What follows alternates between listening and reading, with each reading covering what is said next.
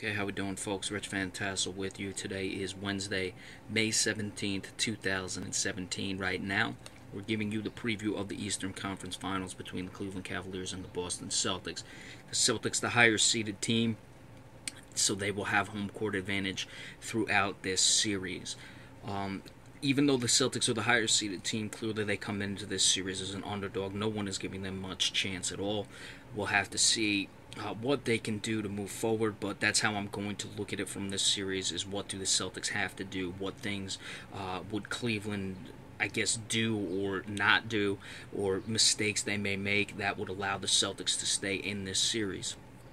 So we'll keep an eye on those things moving forward. Obviously, LeBron James is playing out of his mind in these playoffs. He's over 42 minutes a game, 34.4 points, 9 rebounds, 7.1 assists, even 1.5 blocks, and over 2 steals. He's almost average. He's over 1 more steal from the regular season in the postseason, and he's almost 1 more block than he was at the regular season in the postseason.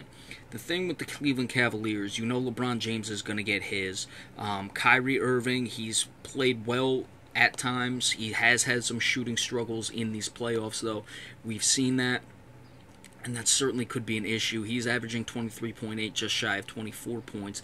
He's only shooting 28% from 3 in the postseason. He shot over 40%, just a tad over 40% in the regular season. Shot just shy of 40, or just a little over 47% in the regular season. He's only shooting 39.9, so rounded up to 40% for the playoffs. So keep an eye on that. He's also putting up almost 22 shots per game in the playoffs.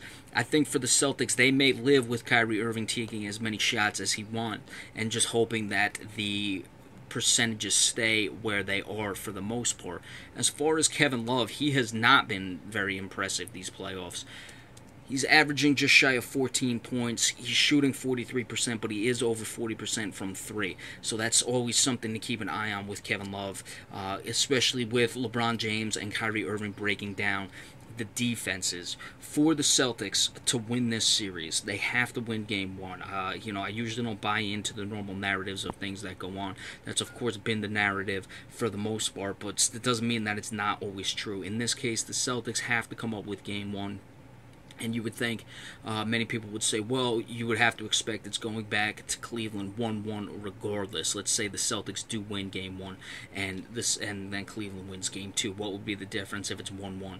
Either way, I don't think the Celtics will win game 2 if they don't win game 1. And I think that, as you saw in the Toronto series in the last round, you have to put it in Cleveland's mind. You're here, you can beat them, and you can play. And also, this is the best chance I think the Celtics will have to win any game in this series, because Cleveland, they have not played in a while. The Celtics are coming off an exciting 7-game series, so they should be ready to go, and Cleveland may be rusty, and you just can't let any opportunities pass when you have a chance to be a team that's superior than you are.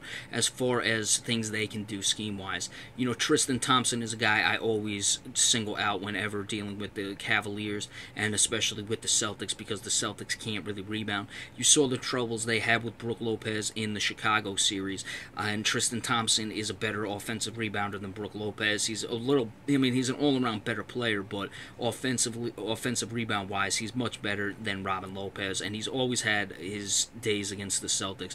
And frankly, I think he's the best offensive rebounder in the league, and we know the Celtics struggle with the rebounding. Now, are the Celtics just going to say to hell with it and let Tristan Thompson get whatever rebounds he wants? They very well may, because they've never been able to contain him. They're not a good rebounding team, and it's not going to change at this point. So are they just going to take their lumps with it? Maybe.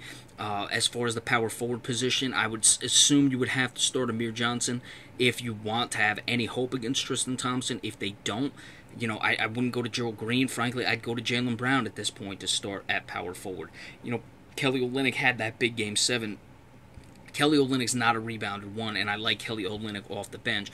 Bringing Jaylen Brown in, while he has gotten minutes at times in the playoffs, he's not really ranking the normal rotation. Or do you go with Tyler Zeller? I mean, it depends. If you really want to shut down Tristan Thompson, you would have to give strong consideration of putting Tyler Zeller in there for Amir Johnson. I don't think they will do that. Clearly, the threes have to fall for the Celtics. The problem is that Cleveland can shoot the 3-ball just as well as the Celtics can, so that is something that may be a wash, but if the Celtics can contain it and get get crazy hot from three, they have a chance. Look for Isaiah Thomas. He'll have to be big all the time, and he'll have to distribute. I don't think he'll have as much troubles on the offensive end as he did towards the latter part, or the middle to later part of that series against Washington, because Kyrie Irving, I don't think, is that good of a defensive player. John Wall is a very good defensive player. So is Bradley Beal, so he should be able to get involved that way, and that'll be something that works to the Celtics' advantage. All in all, there's just too much for Cleveland. I think they're going to win in 6. I don't think it's going to be as disproportionate as people may think. Everyone wants to talk about that April 5th game. That's one game. The Celtics did beat Cleveland once out of 4 times, so they were 3-1 in this regard. I expect the series to go 3-1. I think it's going to be a split in Boston. I think the Cleveland Cavaliers are going to win the next 2 in Cleveland. The Celtics will come home for Game 5 and will get a victory to force it to 3-2 in a Game 6 on the road, where Cleveland finishes them out. But, most of the other games were competitive between these two teams. Everyone wants to just talk about that April 5th game. That's one game.